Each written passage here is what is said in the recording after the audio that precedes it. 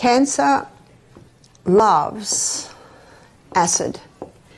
In the previous video, an internationally renowned health teacher, Barbara O'Neill, shared 7 alkaline-forming foods that we should mainly consume to keep cancer away from our body. In this video, we will learn from Barbara on 8 acid-forming foods we should try to avoid in order to provide a healthy environment for our body to naturally protect against cancer and other diseases. As a reminder, let's quickly hear about why we should always maintain a healthy pH balance for our body.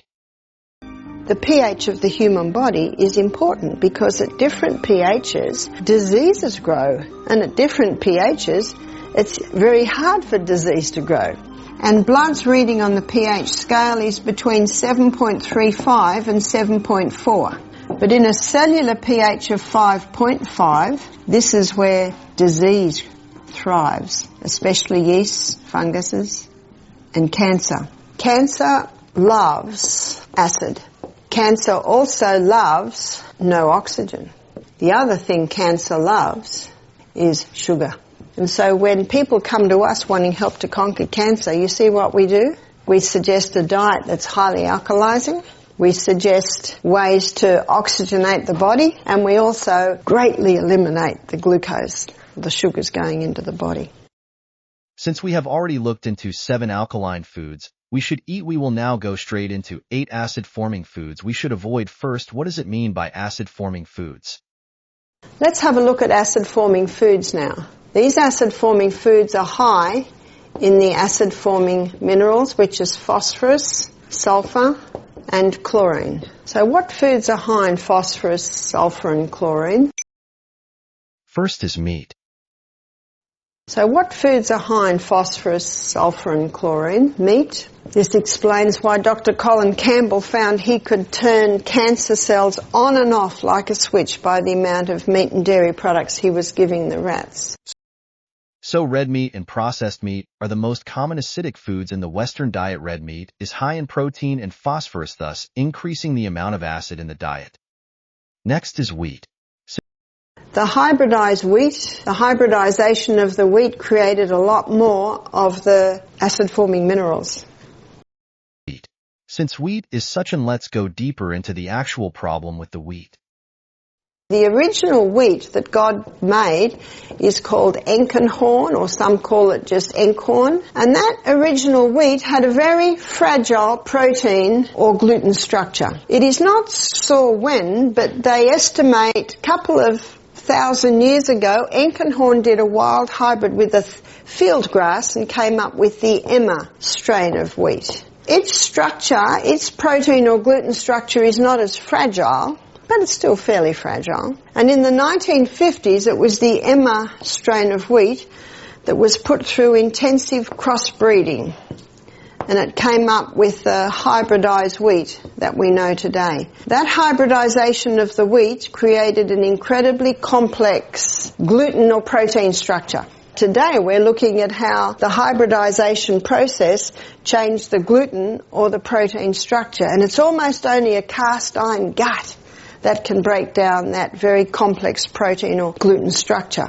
That explains why so many people are gluten intolerant today. By the 1990s, every pasta, every pizza, every biscuit, cake, cookie, donut, cereal, bread, it's all made out of the hybridized wheat. You see, the farmers love it, and I don't blame them for loving it because they get 6 times more grain per acre. It was zoomed through to help with the starvation crisis in the world, and safety studies were never done. This explains the gluten intolerance that we see today. The 2 most common symptoms of a gluten intolerance is brain fog and bloating. Third acid-forming food on the list is caffeine foods. Caffeine, all your caffeine foods and drinks have an acid effect. An imbalanced diet high in acidic foods such as animal protein, caffeine, and processed foods puts pressure on the body's regulating systems to maintain the pH neutrality in the body. The extra buffering required can deplete the body of alkaline minerals such as sodium, potassium, magnesium, and calcium, making the person prone to chronic and degenerative diseases, so it is important to consume in moderation. And of course, caffeine usually comes hand in hand with the sugar, which certainly ups it. And remember our 2.6 Coca-Cola, that's a combination of the caffeine and the sugar. 2.6. This is where Coca-Cola sits. It's a killer. It's toxic. So next, you wouldn't be surprised to find refined sugar is on our list. Refined sugar, it's very acid forming. While sugar in itself is completely pH neutral, a pH 7 sugar is considered an acid-forming food because of how it affects the body's pH balance during metabolism when sugar is consumed. It is metabolized primarily by the liver producing metabolic byproducts such as lactic acid and acetic acid, which increase the body's acid load. Additionally, sugar metabolism depletes alkaline minerals like calcium, magnesium, and potassium, which are essential for buffering and neutralizing acids. High sugar intake also stimulates insulin release, which can lead to the excretion of these minerals through urine, further contributing to acidity. Moreover, sugar alters the gut microbiome by promoting the growth of acid-producing bacteria, adding to the acid burden. Finally, sugar-induced inflammation produces acidic byproducts, exacerbating the overall acidic environment in the body. Surprising food you find on the list is aged cheese.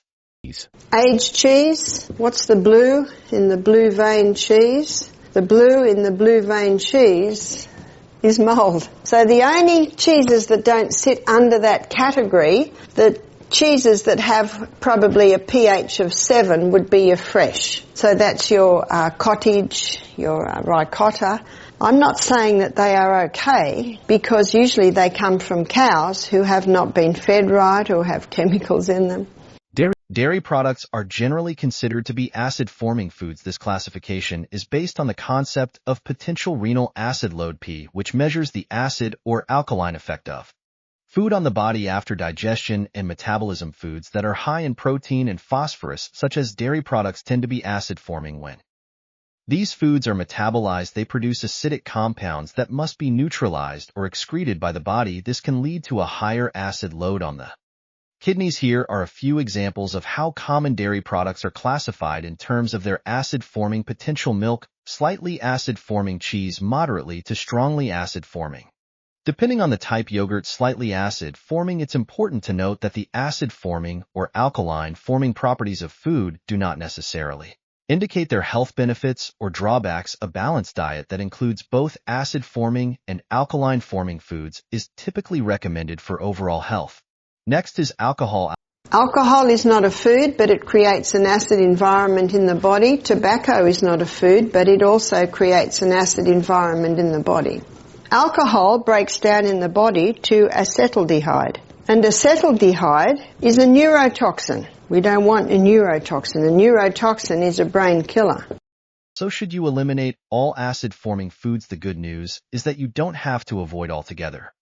To maintain the 6.5 environment, we need to be consuming 20% acid-forming foods and 70 to 80% alkaline-forming foods. And I'm sure you're not surprised to hear me say that the 20% should come from this section here. Greens, legumes, and nuts. Within these groups, many items are acid-forming foods. Grains. All your other grains, other than the grains that sit on the alkaline side. Legumes. All your other legumes, other than the lima, lentil and soy. Nuts. And all your other nuts, other than the almond and Brazil, have an acid effect.